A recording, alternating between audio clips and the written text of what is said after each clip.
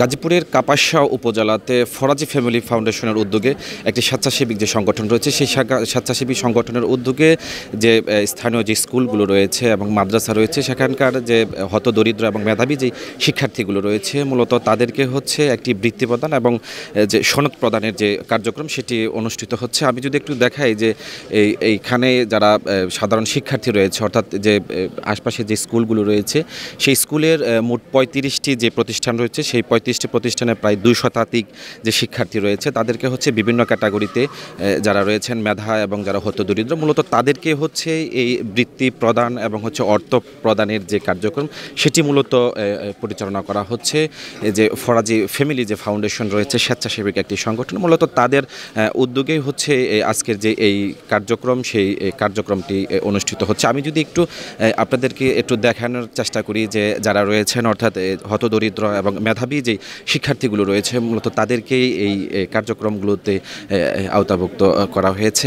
আমরা দেখছি যে গাজীপুর জেলা বিএনপির যুগ্ম আহ্বায়ক যিনি রয়েছেন শাহ রিয়াজুল হান্নান, তার কাছ থেকে মূলত যারা শিক্ষার্থী রয়েছে তারা হচ্ছে এই যে সনদগুলো রয়েছে, এই সনদগুলো নিচ্ছে পর্যায়ক্রমে যারা এইটাতে অংশগ্রহণ করছে। একটু বলে রাখি আপনাদেরকে যে স্থানীয় যে মহল্লা রয়েছে বা অর্থাৎ যে খিরাটি যে এই এলাকা রয়েছে, সে মূলত সেই এলাকার 35টি যে শিক্ষা প্রতিষ্ঠান রয়েছে, সেই শিক্ষা প্রতিষ্ঠানের প্রায় 2 শতাধিক যে শিক্ষার্থী রয়েছে, মূলত তাদেরকে এই আওতায় আনা হয়েছে বা এটি তাদেরকে সনদ প্রদান করা হচ্ছে। সে সাথে হচ্ছে যে হতদরিদ্র যারা রয়েছে তাদেরকে অর্থ প্রদান করা হচ্ছে।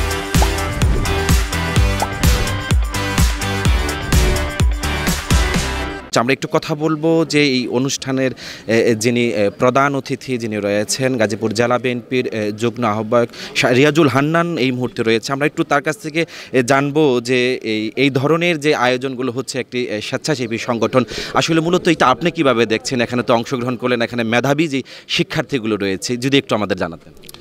ধন্যবাদ আপনার প্রশ্নের জন্য। ফরাজি ফ্যামিলি ফাউন্ডেশন চমৎকার একটি উদ্যোগ গ্রহণ করেছে। আপনারা জানেন ইতিমধ্যে 199 জন ছাত্রছাত্রীকে বৃত্তি প্রদান করা হচ্ছে এবং আমি এটা যে উদ্যোগটা আমি জানতে পারলাম যে ওনারা এইটা গ্র্যাজুয়ালি এটাকে আরও বাড়ানো হবে। আপনারা জানেন যে আমাদের এই বাংলাদেশের বিভিন্ন জায়গায় কাপাসিয়া সহ প্রান্তিক পর্যায়ে পরিবার রয়েছে যারা নাকি এই এতটুকু সহায়তা পেলেই এই ছাত্রছাত্রীরা সামনে কর্মজীবনে তারা কিন্তু একটা ভালো অবস্থানে পৌঁছে যাবে, জীবনের পরিবর্তন হবে। তো আমাদের চলাফেরায় আমাদের জীবনকে স্পর্শ করে এরকম পজিটিভিটি আপনার এই ধরনের উদ্যোগ আমরা স্বাগত জানাই এবং ফরাজি ভাইয়ের মতন আরও যেন আমাদের এখানে আরও যারা বিত্তশালী আছে তাদের প্রতি আহ্বান জানাবো, তারাও ওনার এই উদাহরণটাকে অনুসরণ করে যেন এগিয়ে আসে। আমরা আরেকটা বিষয় সেটা বলবো যে আপনি তো হচ্ছেন গাজীপুর জেলা বিএনপির একটা ভাইটাল পোস্টে দায়িত্ব পালন করছেন, আপনার অনেক নেতাকর্মী রয়েছে বা অনেক প্রতিষ্ঠানে আপনার যাওয়ার সুযোগ হয়। সেই হিসেবে যে প্রতিষ্ঠানগুলো রয়েছে, সামাজিক সংগঠন থাকুক বা আরও যে প্রতিষ্ঠানগুলো আছে, সবাই আসলে এই ধরনের কর্মকাণ্ডে এগিয়ে আসা উচিত কিনা, আপনি কি বলবেন? দেখুন, অবশ্যই এমনি আমরা যেটা মানে আপনার যে বিভিন্ন যে বড় কোম্পানিগুলো আছে, কর্পোরেট হাউসগুলো আছে, তাদের তো নিজস্ব কিছু ব্যবস্থাপনা আছে।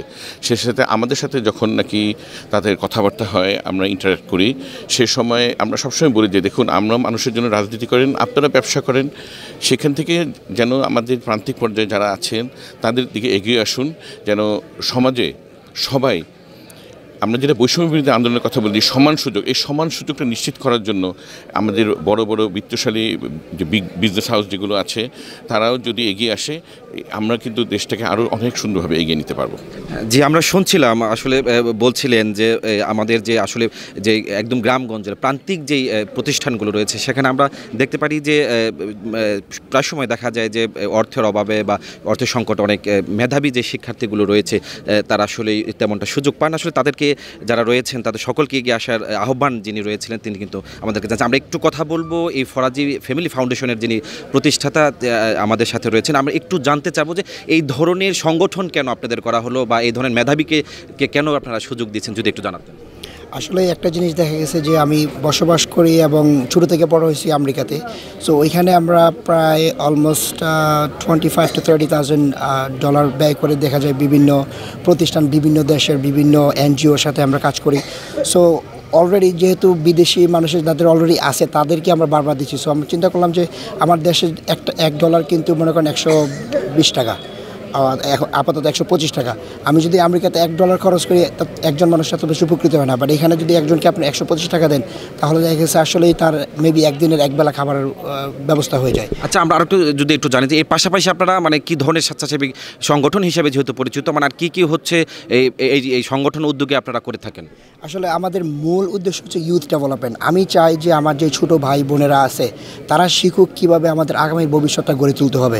দেয়ার ইজ এ সেইং, একটা কথা আছে যে if you want change you have to be the change. মানে আপনি যদি পরিবর্তন চান তাহলে আপনার নিজেকে এই পরিবর্তনটা করতে হবে। সো আমি অন্যের কাছে ওয়েট না করে আমি চাচ্ছি যে যেটা আমার দ্বারা পসিবল সেটা আমি যদি উদ্যোগ নিই, শুধু আমি যদি করি, আমার দেখা দেখি হয়তো আর 2-4-5 জন ভাইরা আসতে পারবে। ধন্যবাদ। আসলে আমরা শুনছিলাম যিনি এইটার প্রতিষ্ঠাতা রয়েছেন, তিনি বলছিলেন যে দেশের জন্য, অর্থাৎ নিজ দেশের জন্য যেই তাদের যেই স্বেচ্ছাসেবী সংগঠনের নামে পরিচিত, সেখানে তারা আসলে মূলত যারা রয়েছেন তাদেরকেই এই আওতাভুক্ত যারা রয়েছেন স্বেচ্ছাসেবী সংগঠন হিসেবে তারা এই কর্মকাণ্ডগুলোর সাথে যুক্ত রয়েছে।